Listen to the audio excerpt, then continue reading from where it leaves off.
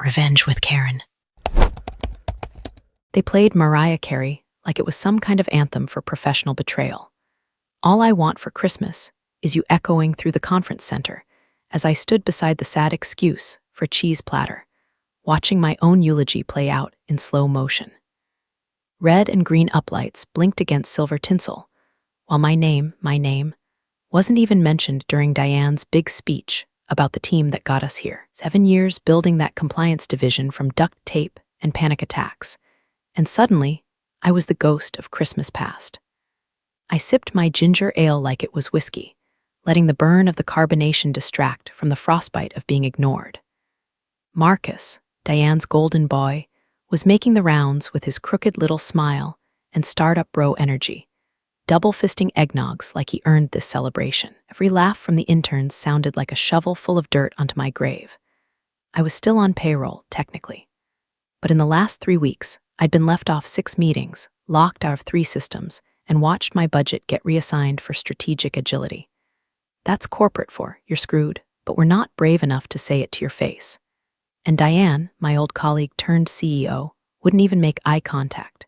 She stood near the bar with a flute of champagne, all icy poise and botoxed indifference, acting like we hadn't shared late-night panic calls during regulatory deadlines, like I hadn't covered for her when she forgot to renew the SOC2 license in 2019.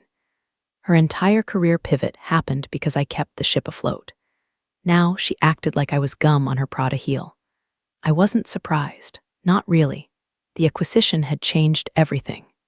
New investors, new egos, new narratives to justify the gutting of the old guard.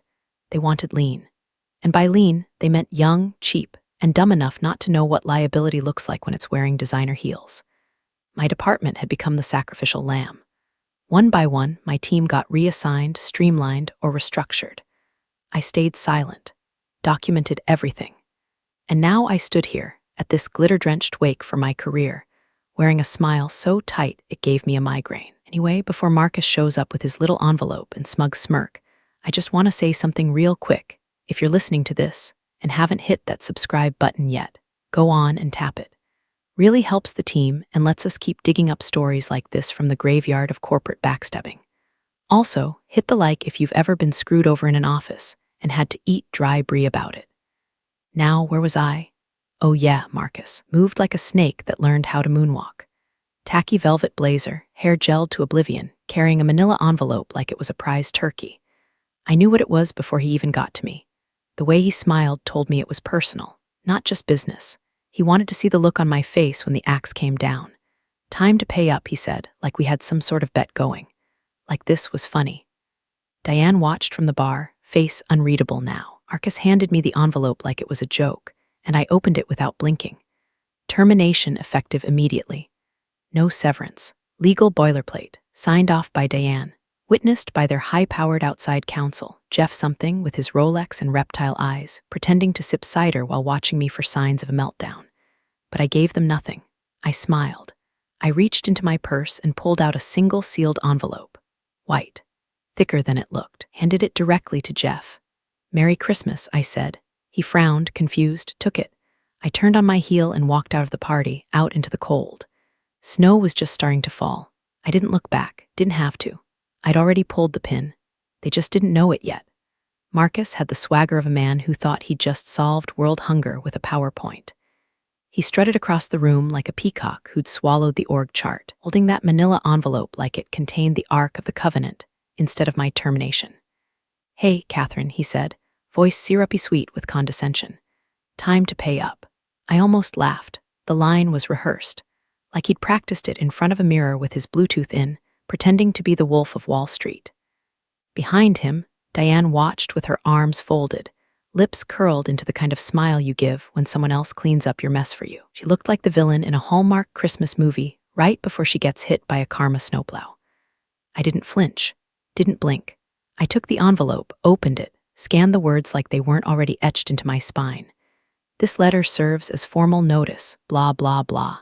Effective immediately, sure. No severance due to cause cute. Cause being whatever Marcus and Diane conjured out of thin air, probably insubordination or inability to align with leadership vision. Translation: you remembered too much and kept too many receipts.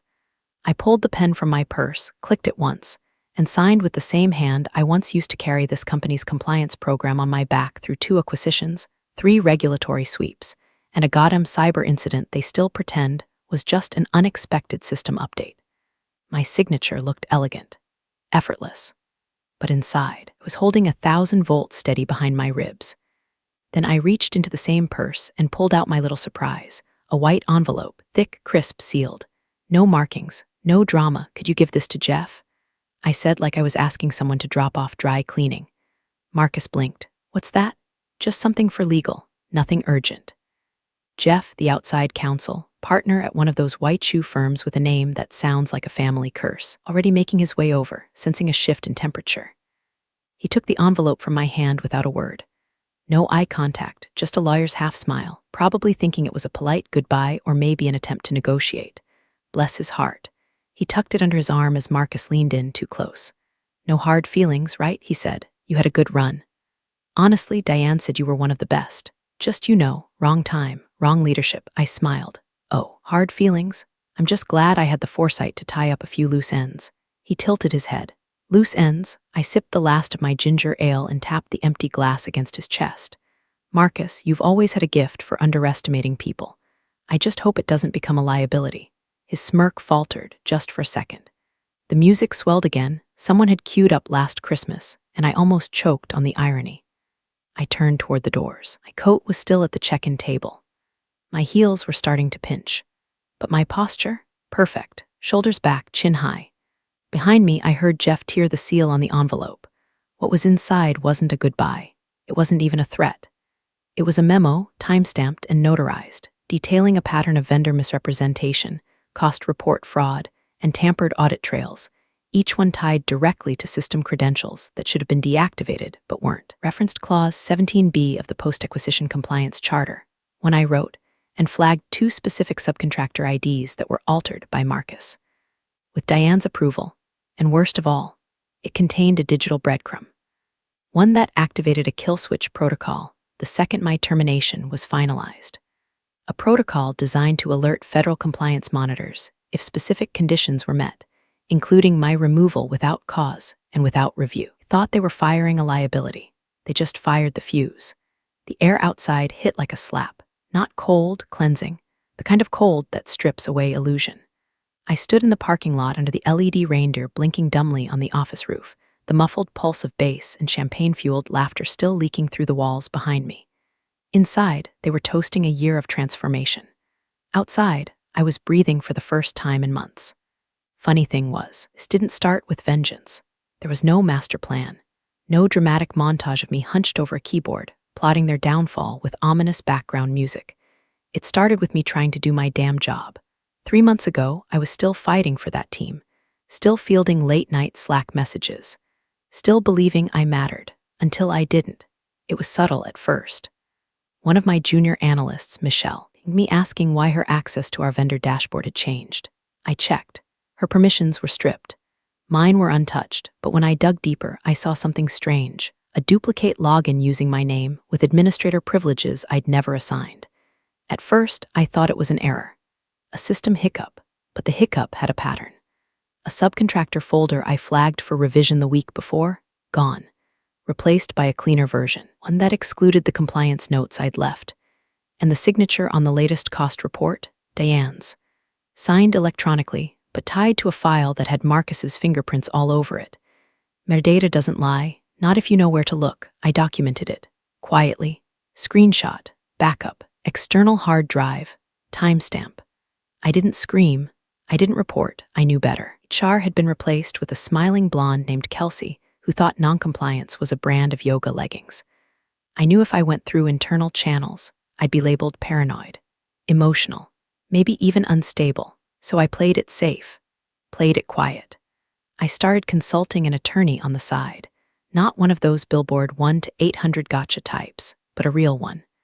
Someone who used to work in procurement fraud at the federal level. I told her everything. She listened. She didn't blink. And she told me one thing I never forgot: don't stop them. Just document the fall, so I did. Every file Marcus touched, every change Diane approved, every bypass sign-off. I created a personal audit trail so tight it could hang someone. and I embedded something special. A clause we'd built years ago, Clause 17B, a safety net meant to protect the company in case of external corruption. It worked both ways. If triggered under certain conditions, like internal tampering, falsified vendor reports, or illegal reassignment of compliance oversight, it would automatically notify our third-party monitor, and legal, and the board. But it only worked if it came from the right credentials, so I made sure those credentials remained mine. Even as I was being pushed out, I never let them fully lock me out. They thought they were clever, assigning responsibilities behind my back, copying dashboards, giving Marcus learning opportunities that just so happened to look a lot like my job. But they never understood the bones of the system. I'd built them. They painted over the walls. I owned the blueprints. It wasn't personal, not then. It was protection. My insurance policy. My quiet rebellion against the erasure I felt crawling toward me like mold in the walls. I didn't want to destroy anyone. Then Marcus smiled. Then Diane signed, and something in me broke and reformed, not angry, not even sad, sharp. I stood there in the winter dark, my breath fogging in the air, and I realized this was the first time in months I didn't feel small, didn't feel erased. The silence wasn't lonely anymore, it was peace. They fired the wrong person, and the system knew it. Now it was just a matter of time. It started with a name that wasn't quite mine. K. Briggs Admin 2 looked harmless, looked like a typo, but it was logging in at 2:43 a.m., modifying subcontractor documents I hadn't touched in weeks. The audit log showed uploads from that credential to our shared vendor portal, right into folders I had locked, folders with reports that had already been signed off and submitted to compliance. That's when I knew Marcus wasn't just shadowing my job. He was using me, ghostwriting over my authority, piggybacking on my credentials like a parasite in a tailored blazer. One file in particular made my stomach twist. A report from a security vendor we'd flagged months earlier for inconsistent time card reporting.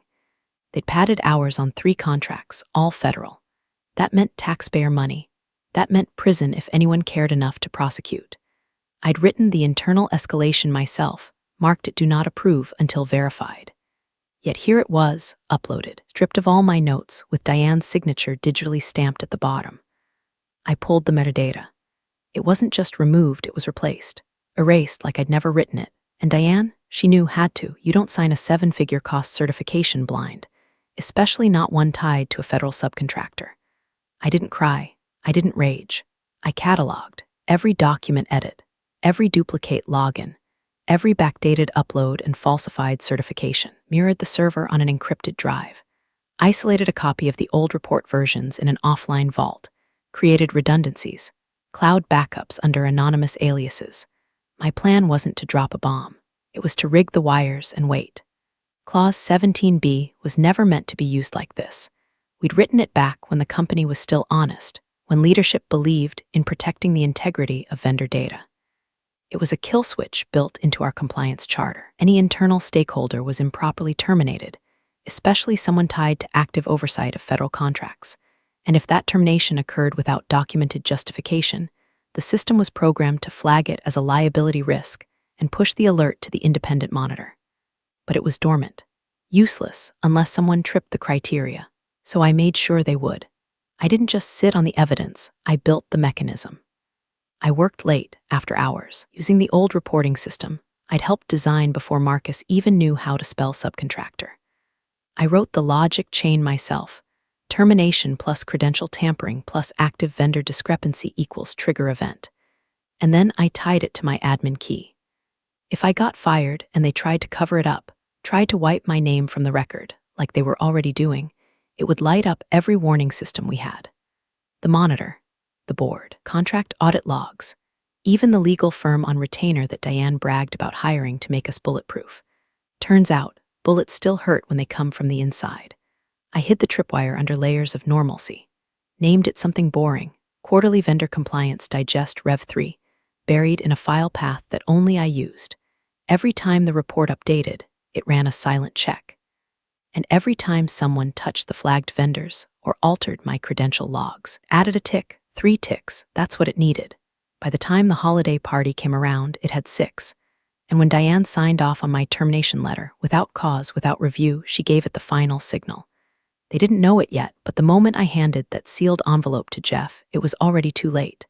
I didn't plan to go nuclear. but they set the charges. I just did the wiring. Focused rage is quiet. It doesn't scream or break things. It sits, waits, documents, encrypts, and then it pulls the thread that unravels everything. Marcus was halfway through a speech no one asked for, gripping the mic like it was his Oscar moment. "You know," he said, flashing that smug grin, "this company is like family. And sometimes, well, sometimes family changes." He looked right at me when he said it, like I was the ex-wife in a divorce he just won in arbitration. A few people clapped, mostly the newer hires who didn't know any better. Diane stood near the back, swirling champagne and nodding along like a proud stage mom. I didn't move, just leaned against the coat check wall, arms crossed, one foot tapping gently like I was listening to a podcast, instead of watching a man hammer his own coffin shut with a wireless mic. And then Jeff opened the envelope. No announcement. No gasp. Just a flick of the thumb against the seal, a careful slide of the paper out, and then stillness. It was subtle, but I saw it.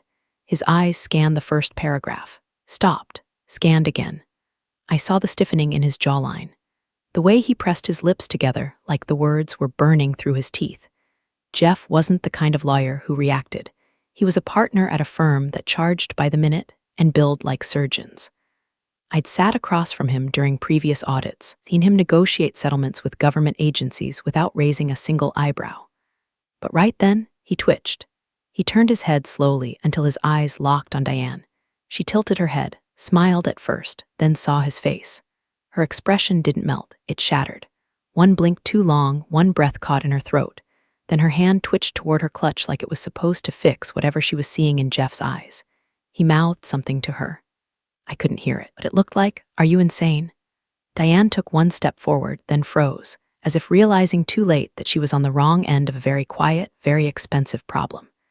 Jeff turned, walked briskly, too briskly, across the ballroom, past the faux snow machine and the photo booth where interns were giggling in Santa hats. He didn't excuse himself from the conversation he'd been in. He just left it behind like it never mattered. The envelope, still in his hand, folded tight against his chest. He passed me on the way out, didn't look at me, didn't speak, but his free hand went into his coat pocket and pulled out his phone. By the time the front door swung shut behind him, he was already dialing. Diane followed. Not immediately, she waited maybe 20 seconds, like that would somehow make it seem less desperate. But her heels were faster than they should have been. Her champagne went untouched on the table behind her. Marcus was still talking. And you know, the real success of this year wasn't just strategy. It was synergy, alignment, cultural momentum. I wanted to applaud. Really, I did, but I couldn't feel my fingers. Because in that moment, the reality hit me. The tripwire worked. The memo landed. The triggers were in motion.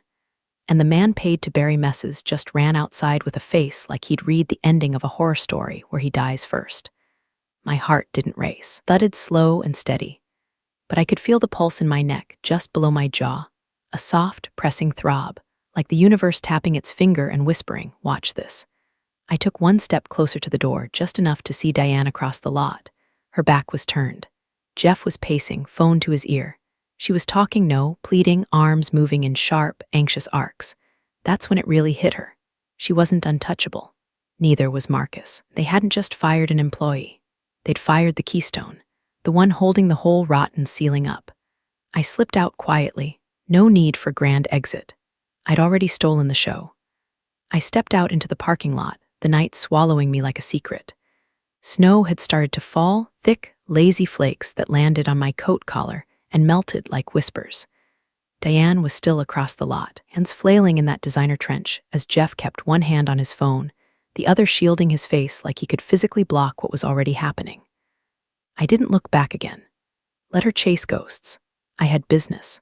My car was parked near the edge of the lot, under a flickering streetlight that buzzed like a dying fly. I unlocked the door, climbed in, and sat there a second, engine off, breath fogging the windshield, the taste of stale ginger ale still on my tongue. I pulled out the burner phone.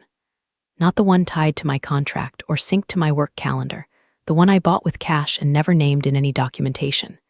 Just a number, just an escape hatch. I opened the encrypted mailbox, and there it was. Subject, automated tripwire report activated, clause 17B timestamped. Delivered, confirmed. The independent monitor had received the entire report chain. vendor discrepancies, tampered credentials, altered certifications, signature metadata, cross-referenced logs, all tied back to Diane and Marcus. There was no oops button, no recall email option. The kill switch I built didn't ask for permission. It didn't wait for approval. It simply delivered. The PDF attached to the alert had the trail map, every flag I'd compiled, indexed, and color-coded. Every file was stored in a secure legal Dropbox accessible only by the monitor, legal counsel. And, thanks to the escalation clause, the board, I hadn't just pulled receipts. I'd built a damn filing cabinet and bolted it to the lobby of the SEC. A warmth bloomed in my chest, not joy, not even pride. Power. Vengeful, electric, surgical power. The kind you only feel when the people who erased you finally realize you had the pen the whole time. I'd spent months engineering this outcome. Every file I saved, every email I blind copied to myself, every credential log I preserved, it all led here. I'd reviewed whistleblower protections with my attorney until I could quote them in my sleep. I'd simulated the trigger on a sandbox server to make sure there were no bugs. I'd even tested the response speed of the monitor system by embedding a time delay watermark on the files. They received it within 90 seconds. The whole machine purred like a beast that had been waiting for my signal. I put the phone down and stared through the windshield. Across the lot, Diane had stopped moving. Jeff was still talking, probably to the firm's crisis unit by now. Marcus was nowhere to be seen, maybe still inside, pretending everything was fine, giving hugs and talking about next year's goals. I almost pitied him. Almost. He'd committed fraud with a duplicate login he didn't even bother to rename. He thought copying my job meant he could erase me. He didn't understand was that my fingerprints weren't just on the files. They were in the system. The compliance protocols, the audit trails, the risk thresholds, all of it had my name in the code. I built the framework they used to hang themselves. He couldn't have sabotaged me without walking straight into the trap. And Diane, she signed the paperwork with the same hand she used to greenlight the altered reports. That sealed it. I didn't just make this hard to undo. I made it impossible. There was no version of the story where they could spin this as a mistake or unfortunate miscommunication. The report had source documents, time logs, metadata, and a legal memo outlining direct violations of both company policy and federal contracting laws. I'd even included screenshots showing Marcus logging in as me while I was on approved vacation. My time-stamped Slack history proved it. It wasn't some bitter ex-employee waving accusations from the curb. I was a human subpoena with a car heater that finally kicked in. They could chase PR spin, stall the board, even hire consultants to rework the narrative. Didn't matter. The sword had already been swung. And this time, they weren't the ones holding it. By Monday morning, the company that fired me like an afterthought looked like it had been struck by a hurricane, not the kind they named in insurance clauses. I sat in the corner booth of a cafe across the street, same place I used to grab burnt espresso before compliance reviews. Same seat, even. Except now I wasn't just avoiding the office, I was watching it burn. From my perch, I had a perfect view of the revolving glass doors that hadn't stopped spinning since 8 a.m. Executives storming in red-faced, assistants clutching folders like they were radioactive. A poor delivery guy turned away at the door like he was part of a hostile takeover plot. The front desk had a security guard I didn't recognize, extra muscle, probably rented from some emergency staffing firm that specializes in PR triage and disaster optics. My phone buzzed once. Unknown caller, right arrow voicemail. Then another.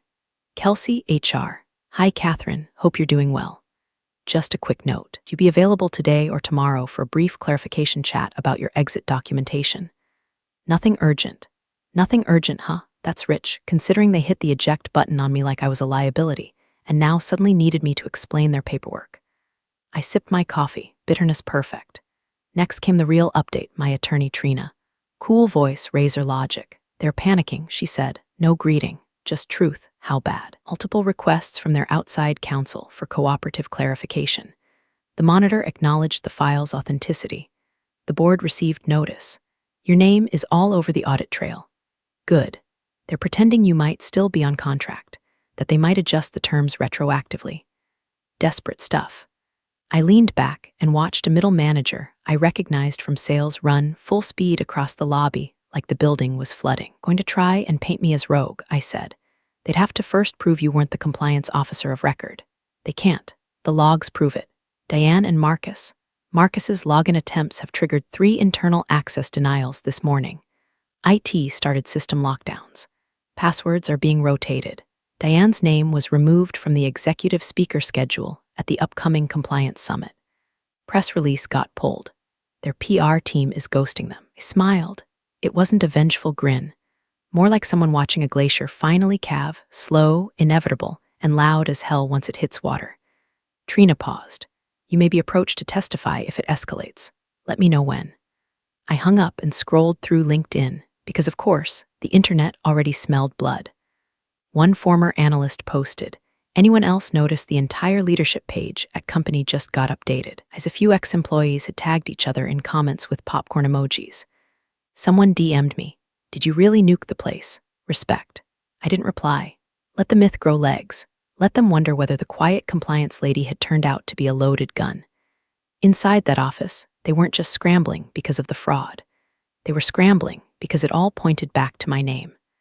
My credentials were still logged as primary on over a dozen vendor contracts. Every doctored file passed through accounts still tethered to my oversight. Every signature they forged sat beneath my data, stamped with my digital ID. I didn't just build the system. I was still woven into its DNA. So when the auditors came knocking, and they would, they'd follow the chain of trust. And trust, in compliance, is blood. When the blood trail ends at an unauthorized login using my name during a period when I was either on leave or locked out of access, that's when they start talking criminal charges. Not against me, against the ones who used me like a ghost in the machine. I watched a board member step out of a black car, face pale, phone pressed to his ear like a lifeline. The guard opened the door without a word. The man walked inside like he was bracing for a funeral. And I thought, this is what happens when you fire your insurance policy. By Thursday, the cracks weren't just showing. Were gaping sinkholes swallowing every polished lie they'd propped the company on. First came the investor statement. Bland, desperate, riddled with words like realignment and unexpected revelations. I read it between bites of my tuna melt and laughed out loud when I saw the phrase leadership transitions consistent with long-term goals. Translation: Diane got the boot. Her photo vanished from the leadership page like it had been exorcised. The little quote beneath her name, people over process, ironic to the point of violence. Marcus's bio disappeared too, though his removal was quieter. No press statement, no farewell, just 404 not found. I imagined him sitting in a borrowed apartment somewhere, flipping through a 3-ring binder of excuses, wondering which one would stick when the subpoenas started flying. Board members began resigning like rats off a sinking yacht.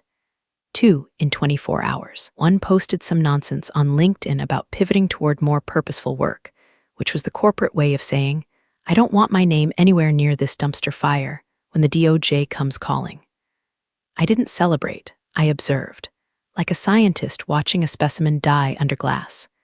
Then came the email, polite, polished, predictable. Subject, confidential settlement opportunity for your consideration. Only it was from a partner at their outside counsel firm, not Jeff, but someone higher up. They were offering a settlement in exchange for silence. A generous one, too, mid-6 figures, tax neutral. NDA required, of course. Full release of liability. Language carefully crafted to keep me out of any filings, statements, or testimony. Even included a line about how continued discourse in the public or regulatory sphere would be disruptive to ongoing restructuring efforts. Disruptive. That word did it.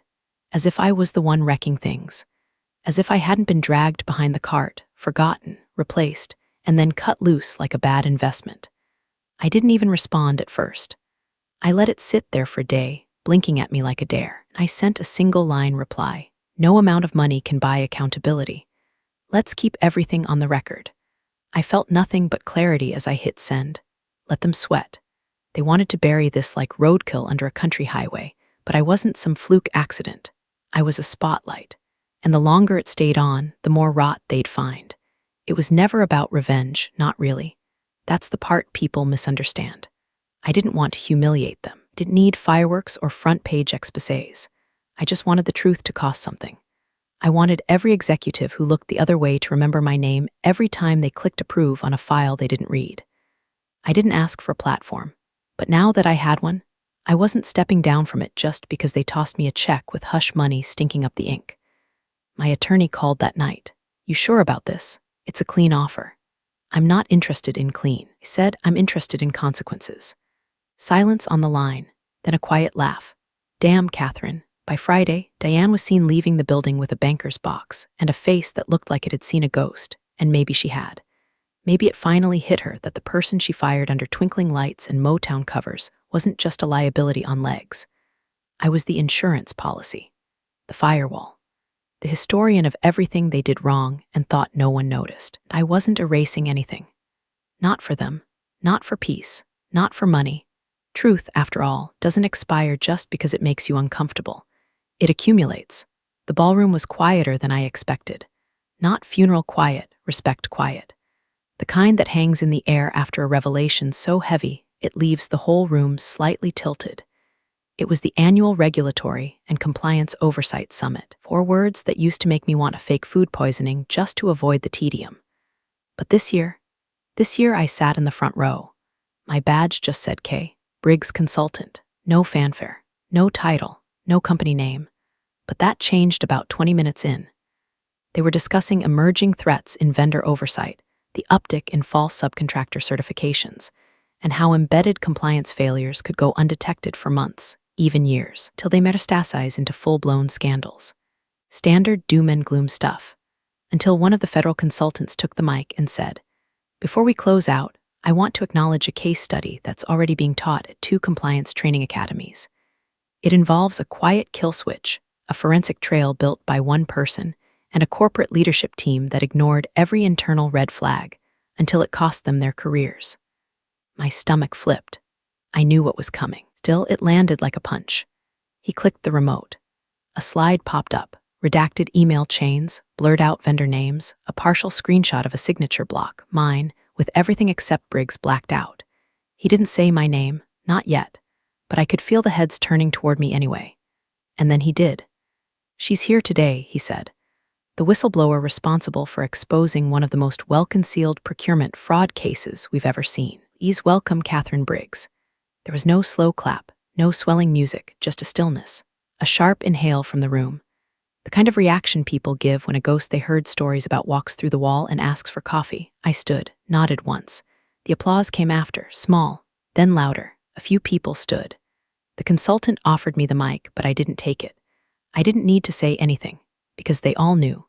The story had spread compliance forums, legal briefings, even whispered in corner offices, where risk-averse board chairs suddenly wanted to know who their whistleblower protections really protected. And the cherry on top, Marcus's name appeared on the DOJ watch list 2 weeks later. Marcus Levinson, under indictment, false certification of federal contract documentation, electronic falsification of audit logs, credential misuse. Anne's attorney released a statement on her behalf. Miss Carter was unaware of any misconduct and deeply regrets placing undue trust in her team. Cute. She spent years building a puppet, and now she wanted to pretend the strings were invisible. But I wasn't finished. At the post-panel mixer, a CFO from a mid-sized logistics firm approached me. "We've heard of your work," he said carefully. "Our board's reviewing compliance infrastructure. Be honored to have your input." He handed me a card. By the end of the week, I had 12 offers, 5 consulting retainers, 2 speaking invitations, 1 board seat invitation with voting rights. My price tripled, and I didn't ask anyone's permission. Back in the hotel room that night, I opened the minibar, ignored the wine, and poured myself a tiny bottle of room-temp ginger ale. I stared out over the city skyline, phone buzzing every few minutes, lawyers, journalists, recruiters, all of them seeing me now. Not as an afterthought, not as the woman who kept things tidy and got erased when the egos got too big, but as the one who left the building on a snowy night with a sealed envelope and the entire house of cards already tilting. I took a sip and smiled. "You should have paid me what I was worth," I said to no one. Then I looked at the inbox full of offers and whispered, "Now you'll pay 10 times that." Thanks for joining the fun, you office survivors. Subscribe for more switch-flicking drama. Let's make your former coworkers sweat.